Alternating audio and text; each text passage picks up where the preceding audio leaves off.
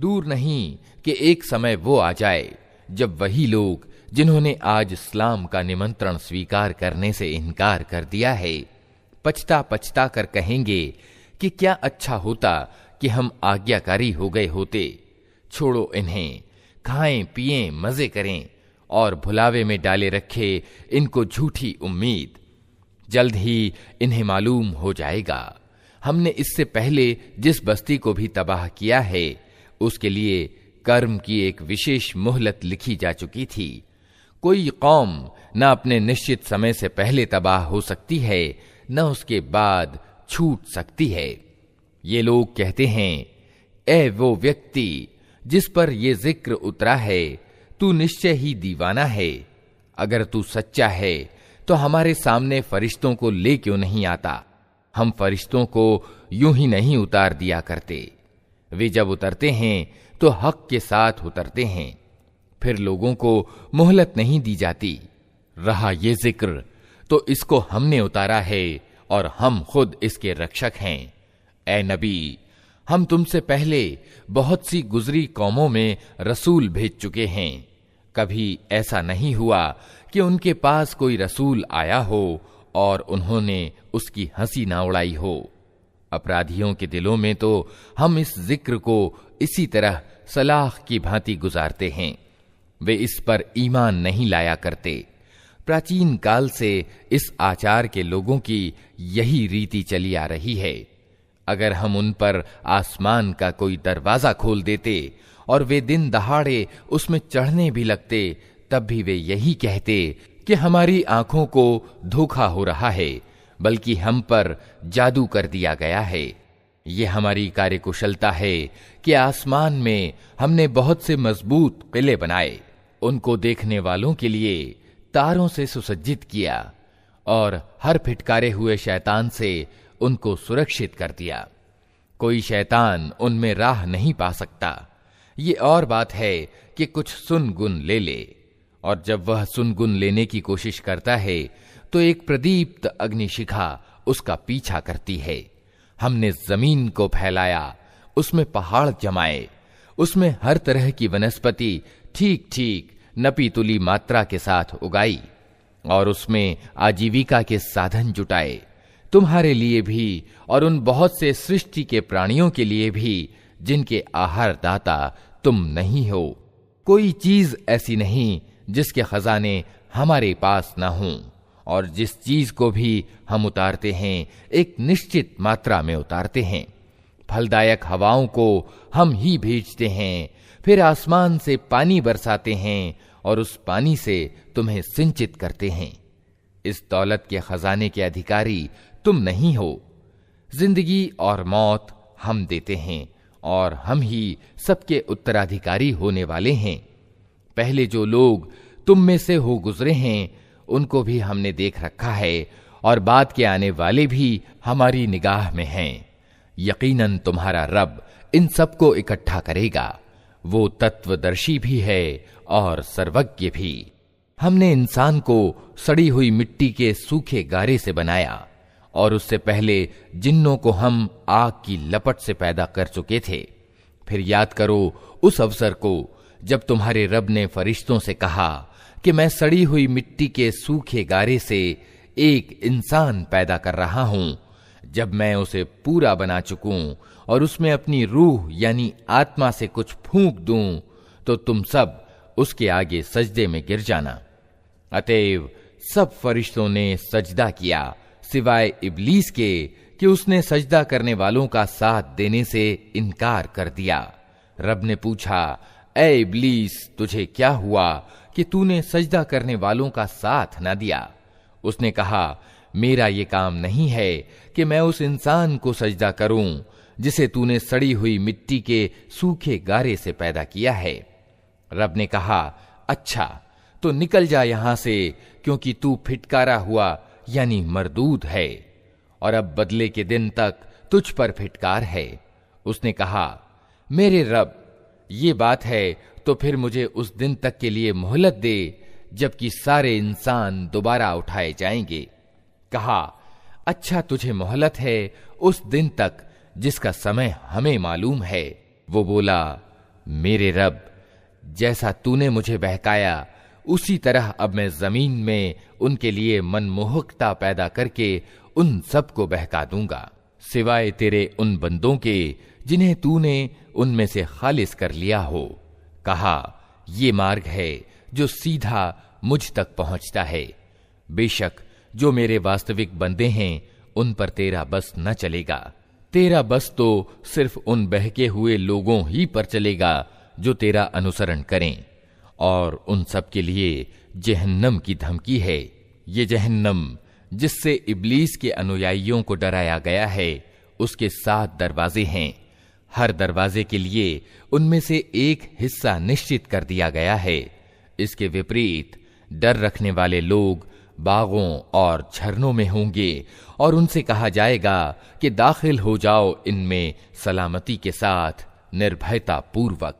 उनके दिलों में जो थोड़ी बहुत खोट कपट होगी उसे हम निकाल देंगे। वे आपस में भाई भाई बनकर आमने सामने तख्तों पर बैठेंगे। उन्हें न वहां किसी कष्ट से पाला पड़ेगा और न वे वहां से निकाले जाएंगे। ए नबी, मेरे बंदों को सूचित कर दो कि मैं बहुत माफ करने वाला और दयावान हूं, मगर इसके साथ मेरा अजाब भी बहुत ही दर्दनाक अजाब है। और इन्हें तनिक इब्राहीम के मेहमानों का किस्सा सुनाओ। जब वे आए उसके यहां और कहा, सलाम हो तुम पर, तो उसने कहा, हमें तुमसे डर लगता है। उन्होंने जवाब दिया, डरो नहीं, हम तुम्हें एक ज्ञानी लड़के की खुशखबरी देते हैं। इब्राहीम ने कहा, क्या तुम इस बुढ़ापे में मुझे संतान की खुशखबरी देते हो? तनिक सोचो तो सही, ये कैसी खुशखबरी तुम मुझे दे रहे हो?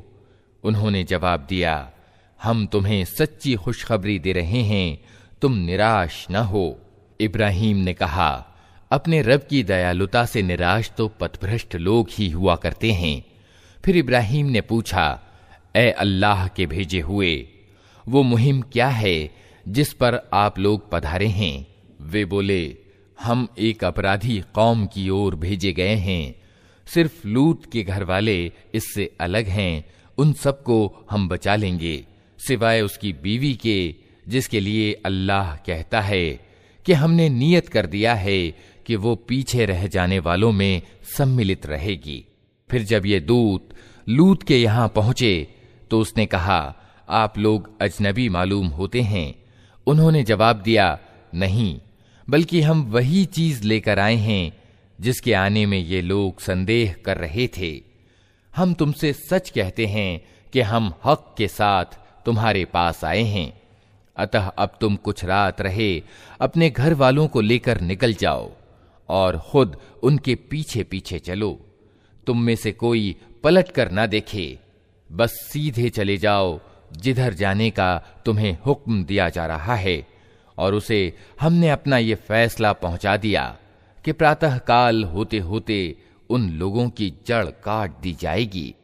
इतने में नगर के लोग खुशी के मारे विकल होकर लूत के घर चढ़े आए।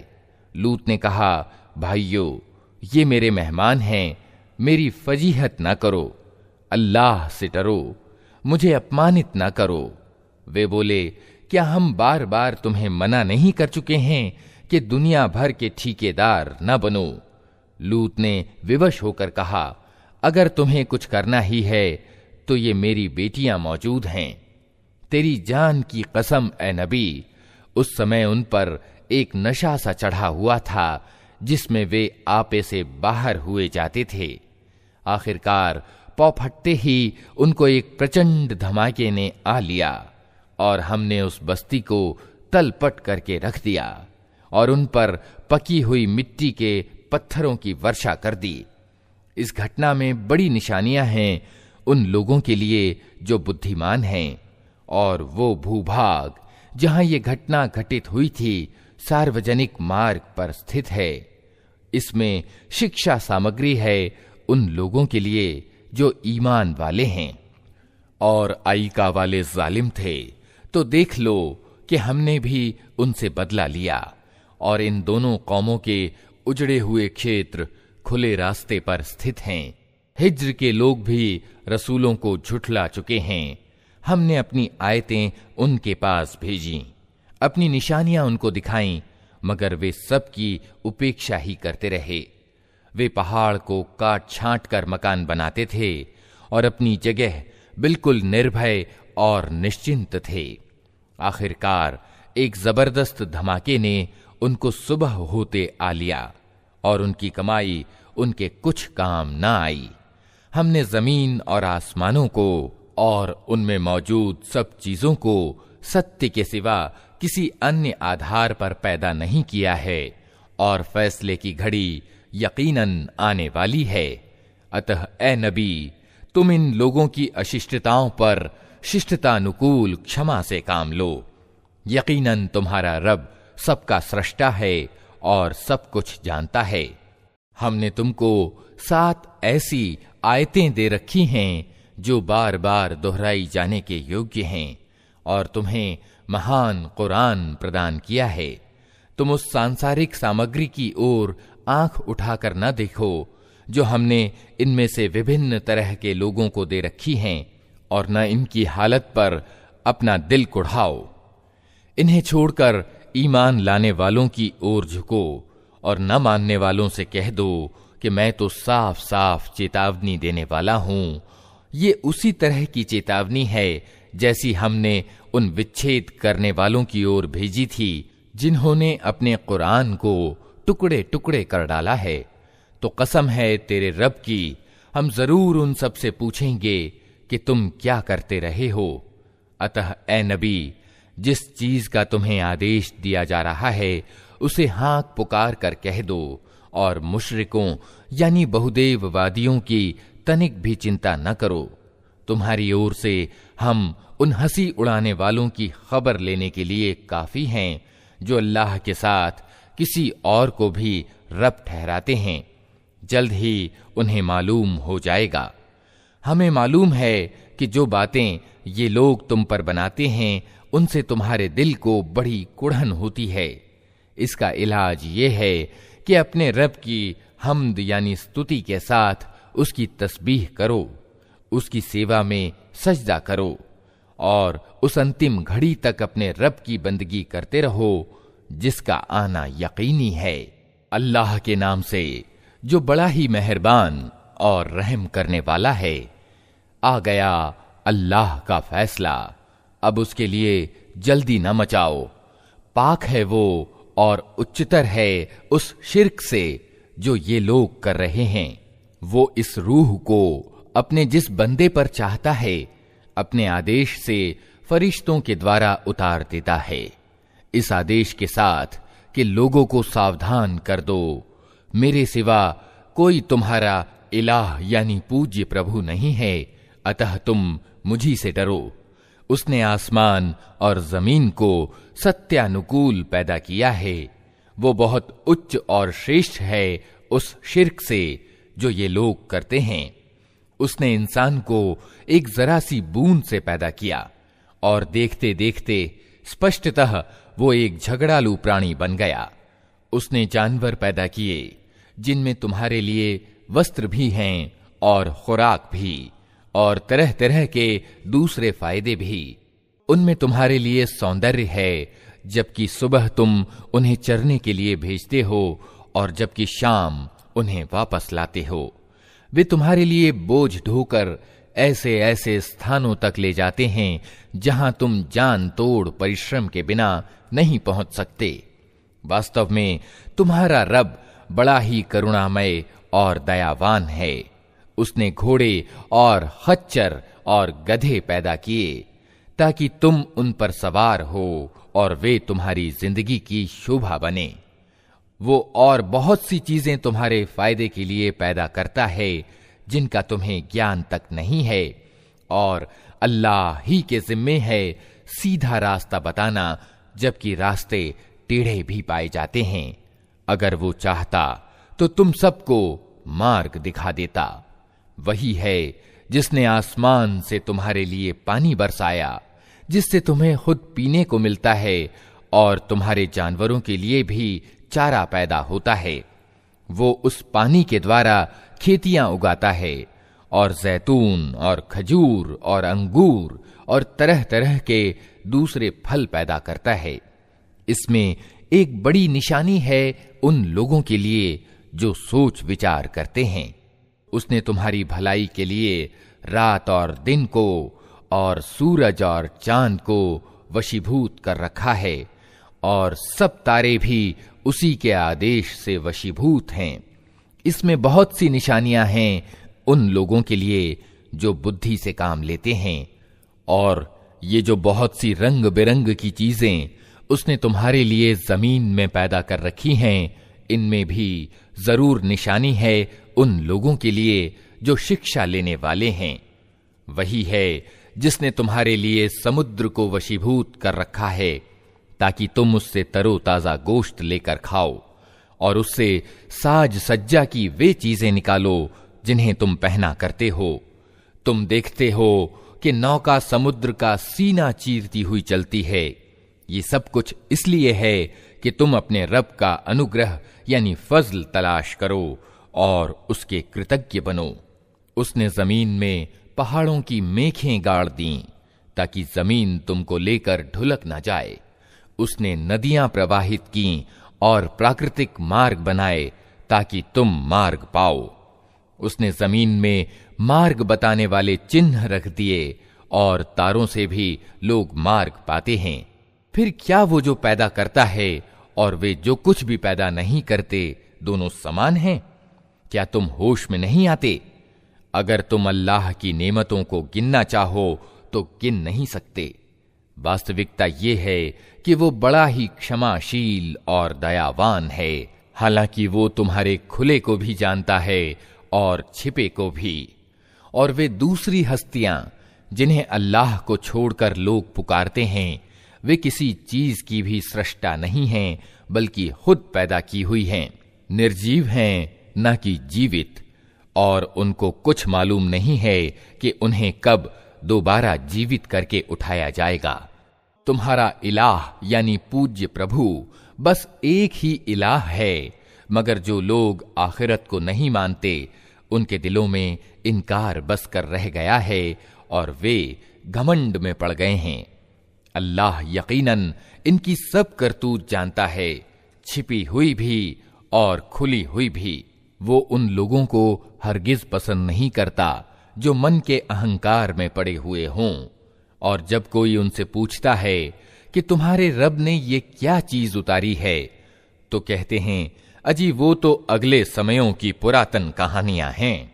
ये बातें वे इसलिए करते हैं कि क़यामत के दिन अपने बोझ भी पूरे उठाएं और साथ साथ कुछ उन लोगों के बोझ भी समेटें जिन्हें ये अज्ञान के कारण पथभ्रष्ट कर रहे हैं।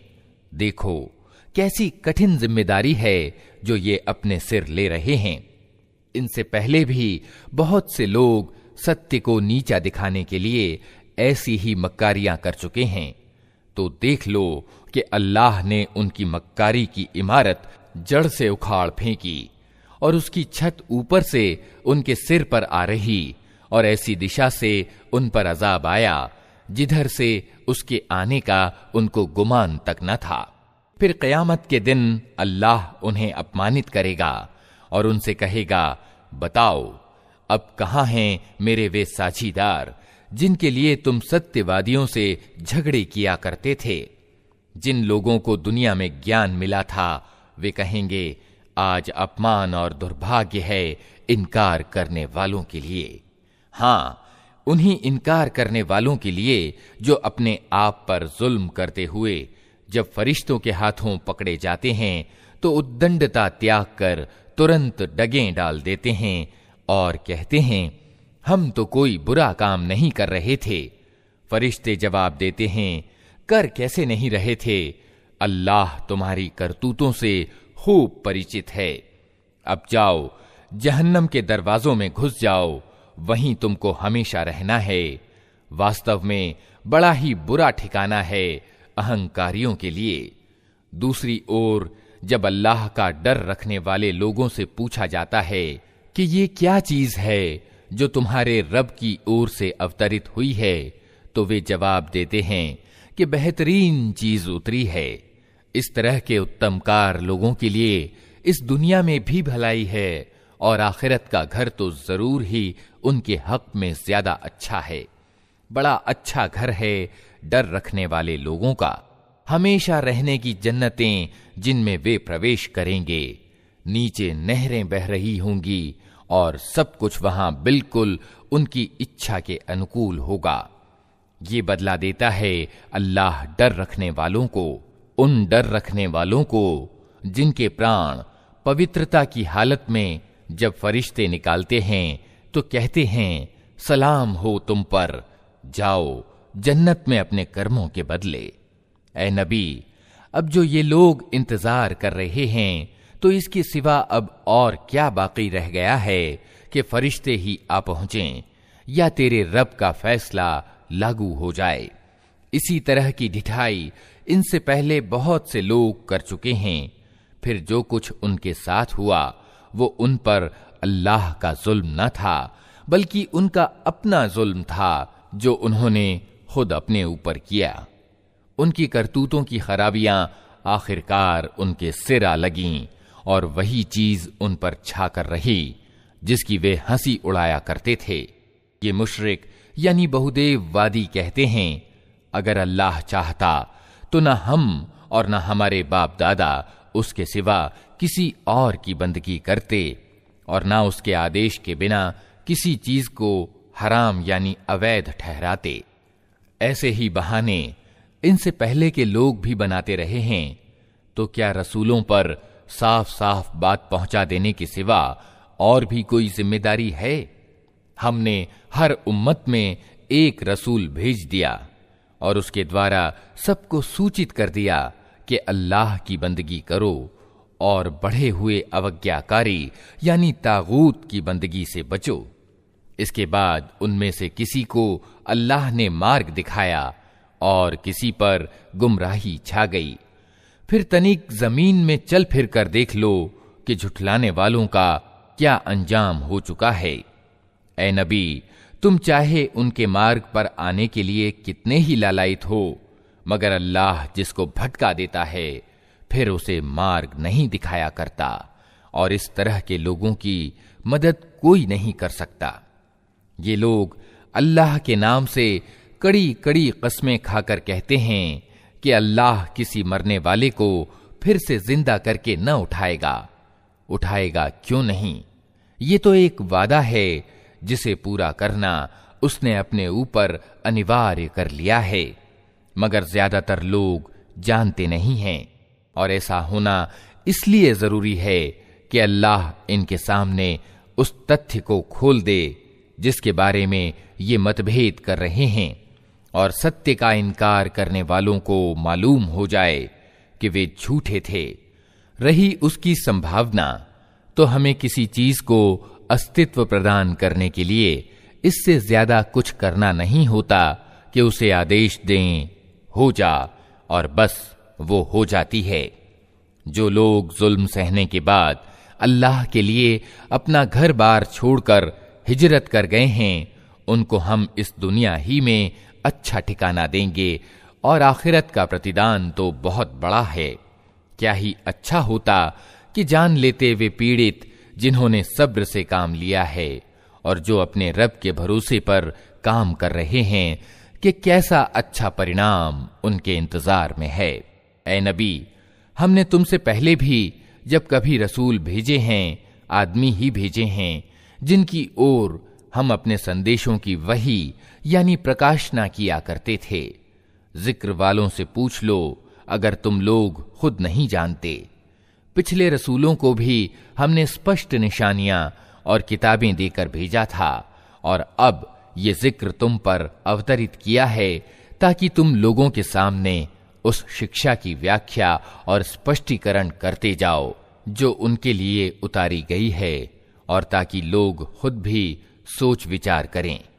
फिर क्या वे लोग जो पैगंबर के संदेश के विरोध में बुरी से बुरी चालें चल रहे हैं इस बात से बिल्कुल ही निश्चिंत हो गए हैं कि अल्लाह उनको जमीन में धंसा दे या ऐसी दिशा से उन पर अजाब ले आए जिधर से उसके आने का उनको गुमान तक ना हो। या अचानक चलते फिरते उनको पकड़ ले, या ऐसी हालत में उन्हें पकड़े जबकि उन्हें खुद आने वाली मुसीबत का खटका लगा हुआ हो और वे उससे बचने की चिंता में चौकन्ने हों। वो जो कुछ भी करना चाहे, ये लोग उसे बेबस करने की शक्ति नहीं रखते। वास्तव में तुम्हारा रब बड़ा ही नम्र स्वभाव का और दयावान है। और क्या ये लोग अल्लाह की पैदा की हुई किसी चीज को भी नहीं देखते कि उसकी छाया किस तरह अल्लाह के सामने सजदा करते हुए दाएं और बाएं गिरती है। सब के सब इस तरह विवशता दिखा रहे हैं। जमीन और आसमानों में जितने भी जीवधारी हैं और जितने फरिश्ते, सब अल्लाह के आगे सजदे में हैं। वे हरगिज सरकशी नहीं करते, अपने रब से जो उनके ऊपर है डरते हैं और जो कुछ आदेश दिया जाता है उसी के अनुसार कार्य करते हैं। अल्लाह का आदेश है कि दो इलाह यानी पूज्य प्रभु न बना लो। इलाह तो बस एक ही है, अतः तुम मुझी से डरो। उसी का है वो सब कुछ जो आसमानों में है और जो कुछ जमीन में है, और विशुद्ध रूप से उसी का धर्म संपूर्ण ब्रह्मांड में चल रहा है। फिर क्या अल्लाह को छोड़कर तुम किसी और का डर रखोगे? तुमको जो सुख सामग्री एवं नेमत प्राप्त है अल्लाह ही की ओर से है। फिर जब कोई कठिन समय तुम पर आता है तो तुम लोग खुद अपनी फरियादें लेकर उसी की तरफ दौड़ते हो, मगर जब अल्लाह उस समय को टाल देता है तो अचानक तुम में से एक गिरोह अपने रब के साथ दूसरों को इस दयालुता के प्रति कृतज्ञता दिखाने में साझीदार बनाने लगता है, ताकि अल्लाह के उपकार के प्रति अकृतज्ञ हो। अच्छा, मजे कर लो, जल्द ही तुम्हें मालूम हो जाएगा। ये लोग जिनकी वास्तविकता से परिचित नहीं हैं, उनके हिस्से हमारी दी हुई रोजी में से निश्चित करते हैं। कसम है अल्लाह की, जरूर तुमसे पूछा जाएगा कि ये झूठ तुमने कैसे घड़ लिए थे। ये अल्लाह के लिए बेटियां ठहराते हैं, पाक है अल्लाह और इनके लिए वो जो ये खुद चाहें। जब इनमें से किसी को बेटी के पैदा होने की शुभ सूचना दी जाती है तो उसके चेहरे पर कलौंस छा जाती है और वो बस खून का सा घूंट पीकर रह जाता है। लोगों से छिपता फिरता है कि इस बुरी खबर के बाद क्या किसी को मुंह दिखाए। सोचता है कि अपमान पूर्वक बेटी को लिए रहे या मिट्टी में दबा दे। देखो कैसे बुरे हुक्म हैं जो ये अल्लाह के बारे में लगाते हैं। बुरे गुणों से विभूषित किए जाने के योग्य तो वे लोग हैं जो आखिरत का यकीन नहीं रखते। रहा अल्लाह तो उसके लिए सबसे उच्चतर गुण हैं। वही तो है सबसे प्रभुत्वशाली और तत्वदर्शिता में पूर्ण। अगर कहीं अल्लाह लोगों को उनकी ज्यादती पर तुरंत ही पकड़ लिया करता तो जमीन पर किसी जीवधारी को न छोड़ता, लेकिन वो सबको एक निश्चित समय तक मोहलत देता है। फिर जब वो समय आ जाता है तो उससे कोई एक घड़ी भर भी आगे पीछे नहीं हो सकता। आज ये लोग वे चीजें अल्लाह के लिए ठहरा रहे हैं जो खुद अपने लिए इन्हें नापसंद हैं, और झूठ कहती हैं इनकी ज़बानें कि इनके लिए भला ही भला है। इनके लिए तो एक ही चीज है और वो है दोज़ख की आग। जरूर ये सबसे पहले उसमें पहुंचाए जाएंगे। अल्लाह की कसम, ए नबी, तुमसे पहले भी बहुत से समुदायों यानी कौमों में हम रसूल भेज चुके हैं, और पहले भी यही होता रहा है कि शैतान ने उनकी बुरी करतूतें उन्हें मोहक बनाकर दिखाईं और रसूलों की बात उन्होंने कदापि ना मानी। वही शैतान आज इन लोगों का भी अभिवाहक बना हुआ है और ये दर्दनाक सजा के पात्र बन रहे हैं। हमने ये किताब तुम पर इसलिए उतारी है कि तुम उन मतभेदों की वास्तविकता इन पर खोल दो जिनमें ये पड़े हुए हैं। ये किताब मार्गदर्शन और दयालुता बनकर अवतरित हुई है उन लोगों के लिए जो इसे मान लें। तुम हर बरसात में देखते हो कि अल्लाह ने आसमान से पानी बरसाया और अचानक मुर्दा पड़ी हुई जमीन में उसके कारण जान डाल दी। यकीनन इसमें एक निशानी है सुनने वालों के लिए, और तुम्हारे लिए चौपायों में भी एक शिक्षा मौजूद है। उनके पेट से गोबर और खून के बीच से हम एक चीज तुम्हें पिलाते हैं, अर्थात शुद्ध दूध, जो पीने वालों के लिए अत्यंत स्वादिष्ट है। इसी तरह खजूरों के पेड़ों और अंगूरों की बेलों से भी हम एक चीज तुम्हें पिलाते हैं, जिसे तुम मादक यानी नशीली भी बना लेते हो और पाक रोजी भी।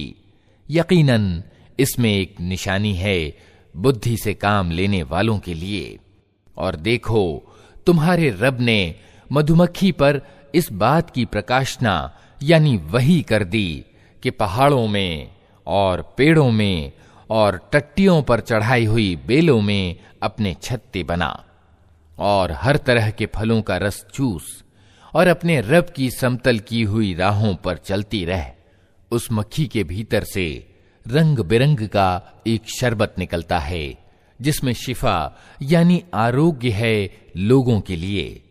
यकीनन इसमें भी एक निशानी है उन लोगों के लिए जो सोच विचार करते हैं। और देखो, अल्लाह ने तुमको पैदा किया, फिर वो तुमको मौत देता है, और तुम में से कोई निकृष्टतम आयु को पहुंचा दिया जाता है, ताकि सब कुछ जानने के बाद फिर कुछ ना जाने। सच ये है कि अल्लाह ही ज्ञान में भी पूर्ण है और सामर्थ्य में भी। और देखो, अल्लाह ने तुम में से कुछ को कुछ के मुकाबले में रोजी में आगे रखा है। फिर जिन लोगों को इस प्रकार आगे रखा है, वे ऐसे नहीं हैं कि अपनी रोजी अपने गुलामों की ओर फेर दिया करते हों, ताकि दोनों इस रोजी में बराबर के हिस्सेदार बन जाएं। तो क्या अल्लाह ही का उपकार स्वीकार करने से इन लोगों को इनकार है?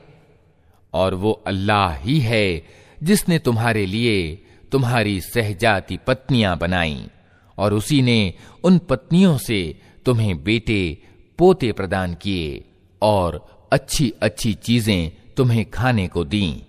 फिर क्या ये लोग ये सब कुछ देखते और जानते हुए भी असत्य को मानते हैं और अल्लाह के उपकार को स्वीकार करने से इनकार करते हैं, और अल्लाह को छोड़कर उनको पूजते हैं जिनके हाथ में न आसमानों से उन्हें कुछ भी रोजी देनी है और न जमीन से, और न ये काम वे कर ही सकते हैं। अतः अल्लाह के लिए मिसालें न घड़ो, अल्लाह जानता है, तुम नहीं जानते। अल्लाह एक मिसाल देता है, एक तो है गुलाम जिस पर दूसरे का अधिकार है और खुद उसे कोई अधिकार प्राप्त नहीं। दूसरा व्यक्ति ऐसा है जिसे हमने अपनी ओर से अच्छी रोजी दी है और वो उसमें से खुले और छिपे खूब खर्च करता है। बताओ, क्या ये दोनों बराबर हैं? प्रशंसा है अल्लाह के लिए, मगर ज्यादातर लोग इस सीधी बात को नहीं जानते। अल्लाह एक और मिसाल देता है, दो आदमी हैं, एक गूंगा बहरा है, कोई काम नहीं कर सकता, अपने मालिक पर बोझ बना हुआ है, जिधर भी वो उसे भेजे कोई भला काम उससे बन ना आए।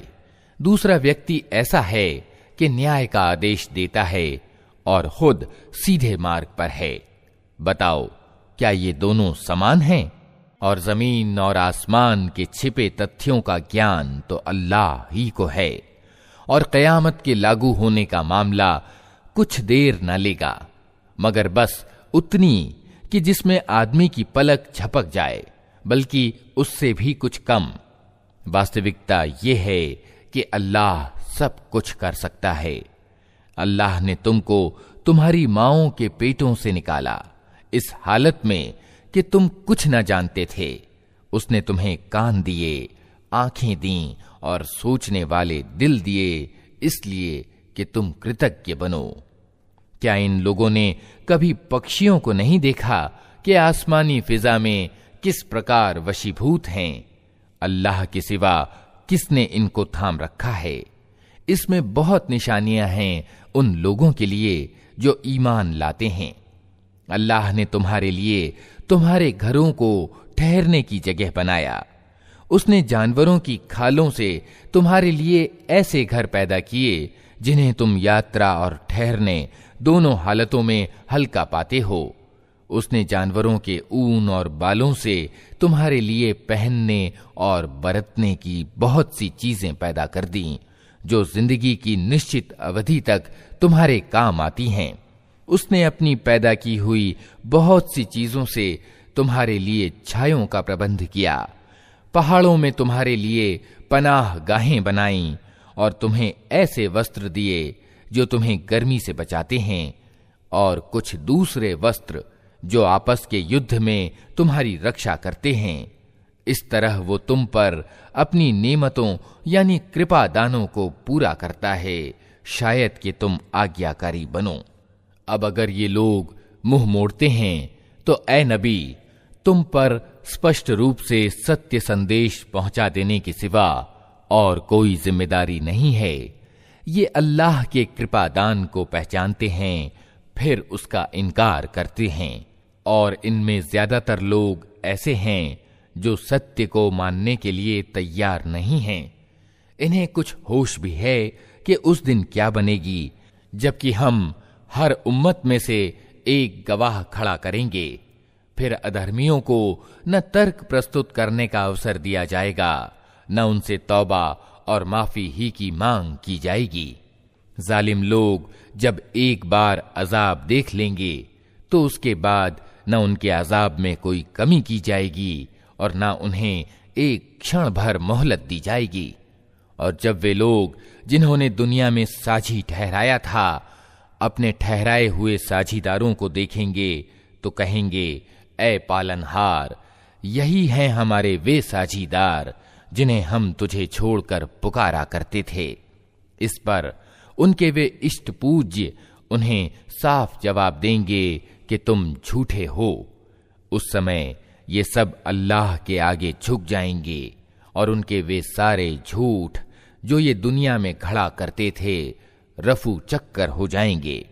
जिन लोगों ने खुद इनकार का मार्ग अपनाया और दूसरों को अल्लाह के मार्ग से रोका, उन्हें हम अजाब पर अजाब देंगे उस बिगाड़ के बदले में जो वे दुनिया में पैदा करते रहे। ऐ नबी, इन्हें उस दिन से सावधान कर दो जबकि हम हर उम्मत में खुद उसी के अंदर से एक गवाह उठा खड़ा करेंगे जो उसके मुकाबले में गवाही देगा, और इन लोगों के मुकाबले में गवाही देने के लिए हम तुम्हें लाएंगे। और ये इसी गवाही की तैयारी है कि हमने ये किताब तुम पर अवतरित कर दी है, जो हर चीज को साफ साफ स्पष्ट करने वाली है और मार्गदर्शन एवं दयालुता और शुभ सूचना है उन लोगों के लिए जो आज्ञाकारी हो गए हैं। अल्लाह न्याय और भलाई और नातेदारों के हक अदा करने का आदेश देता है और बुराई और अश्लीलता और जुल्म व ज्यादती से रोकता है। वो तुम्हें नसीहत करता है ताकि तुम शिक्षा लो। अल्लाह की प्रतिज्ञा पूरी करो जबकि तुमने उससे कोई प्रतिज्ञा की हो, और अपनी कस्में पक्की करने के बाद तोड़ न डालो जबकि तुम अल्लाह को अपने ऊपर गवाह बना चुके हो। अल्लाह तुम्हारे सब कर्मों को जानता है। तुम्हारी हालत उस औरत जैसी न हो जाए जिसने अपनी ही मेहनत से सूत काटा और फिर खुद ही उसे टुकड़े टुकड़े कर डाला। तुम अपनी कस्मों को आपस के मामलों में छल कपट का साधन बनाते हो ताकि एक कौम दूसरी कौम से बढ़कर लाभ प्राप्त करे। हालांकि बात यह है कि अल्लाह इस प्रतिज्ञा के द्वारा तुमको परीक्षा में डालता है, और जरूर वो क़यामत के दिन तुम्हारे सभी विभेदों की वास्तविकता तुम पर स्पष्ट कर देगा। अगर अल्लाह की इच्छा ये होती कि तुम में कोई मतभेद न हो तो वो तुम सबको एक ही उम्मत बना देता, मगर वो जिसे चाहता है गुमराही में डालता है और जिसे चाहता है सीधा मार्ग दिखा देता है, और जरूर तुमसे तुम्हारे कर्मों के बारे में पूछा जाएगा। और ए मुसलमानों, तुम अपनी कस्मों को आपस में एक दूसरे को धोखा देने का साधन न बना लेना। कहीं ऐसा न हो कि कोई कदम जमने के बाद उखड़ जाए और तुम इस अपराध के बदले में कि तुमने लोगों को अल्लाह के मार्ग से रोका, बुरा नतीजा देखो और सजा भुगतो। अल्लाह की प्रतिज्ञा को थोड़े से लाभ के बदले में बेच न डालो। जो कुछ अल्लाह के पास है वो तुम्हारे लिए ज्यादा अच्छा है अगर तुम जानो। जो कुछ तुम्हारे पास है वो खर्च हो जाने वाला है और जो कुछ अल्लाह के पास है वही बाकी रहने वाला है। और हम जरूर सब्र से काम लेने वालों को उनके बदले उनके उत्तम कर्मों के अनुसार देंगे। जो व्यक्ति भी अच्छा कर्म करेगा, चाहे वो मर्द हो या औरत, शर्त यह है कि हो वो मोमिन यानी ईमान वाला, उसे हम दुनिया में पवित्र जीवन यापन कराएंगे और परलोक में ऐसे लोगों को उनके बदले उनके उत्तम कर्मों के अनुसार प्रदान करेंगे। फिर जब तुम कुरान पढ़ने लगो तो फिटकारे हुए शैतान से अल्लाह की पनाह मांग लिया करो। उसे उन लोगों पर जोर और अधिकार प्राप्त नहीं होता जो ईमान लाते और अपने रब पर भरोसा करते हैं। उसका जोर तो उन्हीं लोगों पर चलता है जो उसको अपना अभिभावक बनाते और उसके बहकाने से शिर्क करते हैं। जब हम एक आयत की जगह दूसरी आयत उतारते हैं और अल्लाह अच्छा जानता है कि वो क्या उतारे, तो ये लोग कहते हैं कि तुम ये कुरान खुद गढ़ते हो। वास्तव में बात यह है कि इनमें से ज्यादातर लोग हकीकत से अपरिचित हैं। उनसे कहो कि उसे तो पवित्र आत्मा ने ठीक ठीक मेरे रब की ओर से क्रमशः उतारा है, ताकि ईमान लाने वालों के ईमान को सुदृढ़ता प्रदान करे और आज्ञाकारी लोगों को जिंदगी के मामलों में सीधी राह बताए और उन्हें सफलता और सौभाग्य की खुशखबरी दे। हमें मालूम है ये लोग तुम्हारे संबंध में कहते हैं कि इस व्यक्ति को एक आदमी सिखाता पढ़ाता है, हालांकि इनका इशारा जिस आदमी की ओर है उसकी भाषा अजमी यानी विदेशी है और ये स्पष्ट अरबी भाषा है।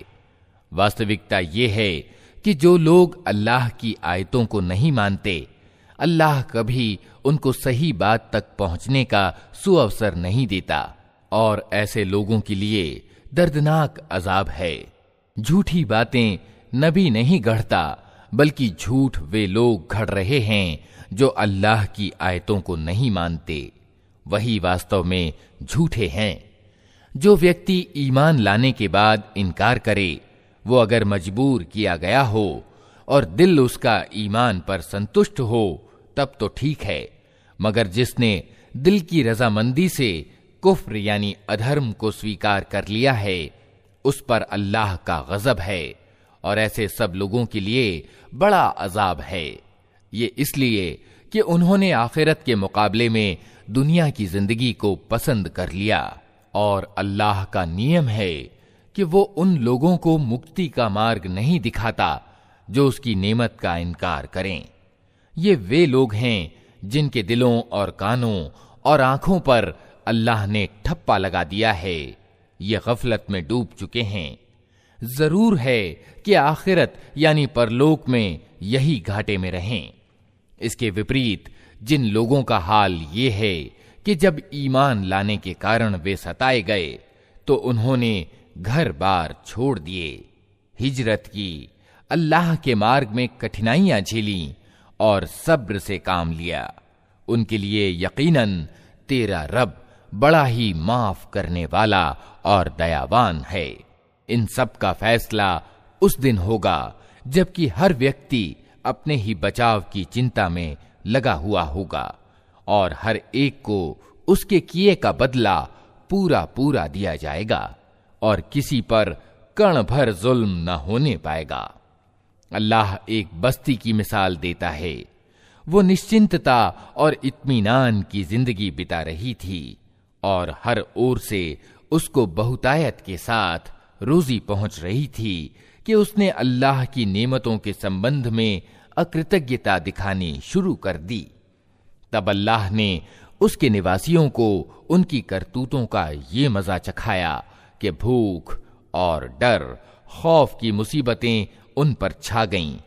उनके पास उनकी अपनी कौम से एक रसूल आया, मगर उन्होंने उसको झुठला दिया। आखिरकार अजाब ने उनको आ लिया जबकि वे जालिम हो चुके थे। अतः ऐ लोगों, अल्लाह ने जो कुछ हलाल और पाक रोजी तुम्हें दी है उसे खाओ और अल्लाह के एहसान का शुक्र अदा करो, अगर तुम वास्तव में उसी की बंदगी यानी सेवा करने वाले हो।